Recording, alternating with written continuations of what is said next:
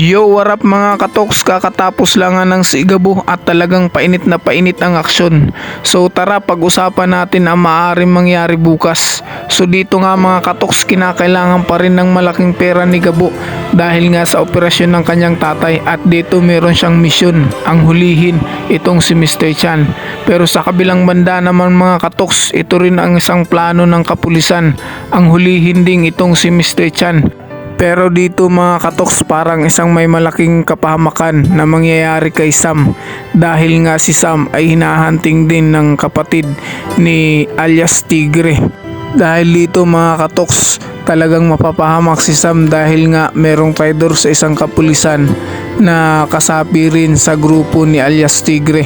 Kaya mahihirapan talaga ito si Gabo at si Sam na mahuli itong si Mr. Chan. So dahil nga magkakaroon talaga ng malaking kaguluhan. So ito yung maaari nating abangan bukas mga katoks. Kaya hanggang dito na lang tayo mga katoks. Kaya kung hindi ka pa nakapag-subscribe, mag-subscribe ka na at i-hit mo yung notification bell para lagi kang updated sa mga i-release nating bagong video.